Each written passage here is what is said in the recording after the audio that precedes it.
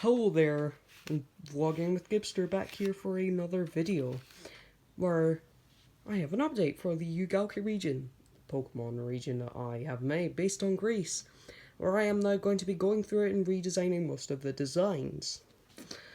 Starting with, of course, numero uno being Arpektos.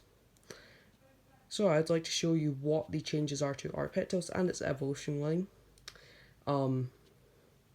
Just to go over it, since I didn't make a video of redesigning them. I'm not planning to. I was thinking about it, but then I decided, I'll just do them in the meantime and make these videos as the updates. Right, so Arpektos. First thing about its entire evolution line are the pattern changes, where there are now little see-through spots in its skin where you can see electric particles zooming by, so they will move around like a lava lamp. Whereas for the others, you'll see its quote-unquote skeleton through those little glass parts, like for Faraquitos and Vindardia. And I've changed the proportions and head shape to match that more of the animal it's based on, which is the Greek rock lizard.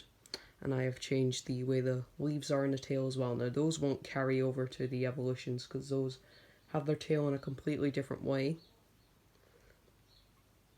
I've changed the eyes as well to match more of the Greek rock lizard, because this one has an orange iris and its pupils and eyeballs are black, whereas the original one had it that the iris was black, the eyeball was white, and the pupil was red, which I don't know why I did that. I was originally going to have it like red iris and black pupil, but I decided to mix it up a bit. However, I've decided to make the eye a Pokemon version of the Greek rock lizard, and I've also gotten rid of the leaves on its back, which had no significance whatsoever in the original one. I just wanted to add something to it, but I do not need it.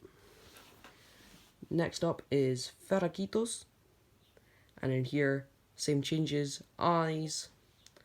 I've also changed it in the way of the pattern as well, and on its body. There's the ones down there which form a sort of line down there, though now those are supposed to look like a jacket, and that's for one of the inspirations for this, which is Thalia Grace from the Percy Jackson series, which is a made-up demigod of Zeus. Of course, demigod child of Zeus, which, of course, the original line was based on Zeus, and I thought, since I already have another legendary based on Zeus, I should just have it that this is based on something related but lower. So I have two inspirations for that. One of them gets introduced here, Faraquitos being Thalia Grace. Of course, one of the other things is the spikes on its shoulders, which I will add more spikes to the final evolution. There's also that mark up there on the head, which represents the, I want to say, headdress that she wears as well. And then the leaves up on the top are ready to change into ones that look more like the Archaeopteryx, which is the also reason for the change in the way the leaf shape is in the tail. Also, something I noticed after making it is it looks like an actual leaf, sort of with, of course it looks like an actual leaf, it is an actual leaf, but with the tail being, the vein that goes through the middle of it. I don't really know what else to call it. But anyway, yeah, this was Faraquitos, a redesign of Faraquitos. And I'm moving on over to the final evolution, Vindardia, which keeps the same things. Eyes changed, there's also the tail and head changed to look like the Archaeopteryx. And then, of course, these parts here are supposed to also add to the jacket theme, because Thalia Grace wears a jacket. And this part down here, right there, in between his legs, also with the shield and the hook there, are supposed to be the other inspiration that I mentioned, that I hadn't talked about, and to do with an actual demigod child of Zeus from real Greek mythology, and that being the namesake of the main character Percy Jackson, that being the demigod child Perseus. and that's what the hook is for. Now, the hook ends in a spear-like shape, which is also another reference from Thalia Grace. Is it Thalia Grace?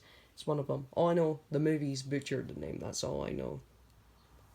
I'm pretty sure it's Thalia Grace. I don't know. What I do is just don't really remember it that much. Anyway, I've also changed the eyes to have a yellow pupil in the middle there, instead of the orange one that the others have had. Well, orange irises that the others have had. And of course the shield. Now the shield has the head of the Medusa Pokemon that I have made, or Medusa Fakemon, Gibimon, what I have been calling it. And that is of course because Perseus' shield, and the one that Thalia uses, which is also mentioned in the books to be the one that I'm pretty sure it was like Athena made for Medusa after Perseus had chopped her head off. And it was a weird story having to do with her being like a priest of Athena, and then Athena's uncle Poseidon had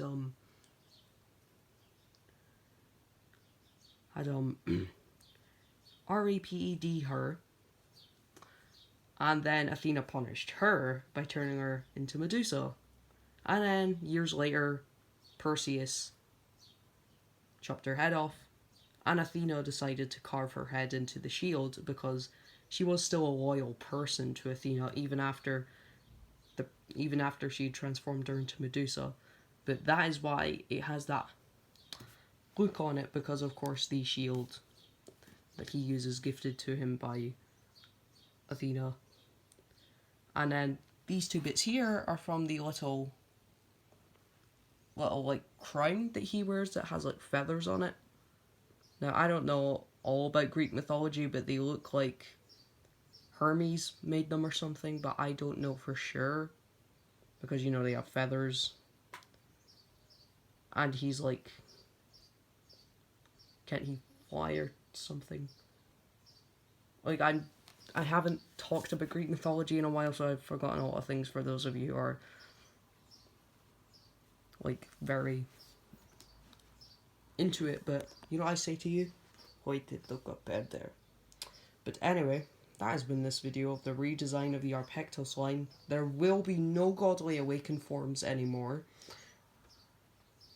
which, yeah, gets rid of any gimmick for this region, which, you know what? There's going to be no gimmick. And I'll see you guys next time. Goodbye.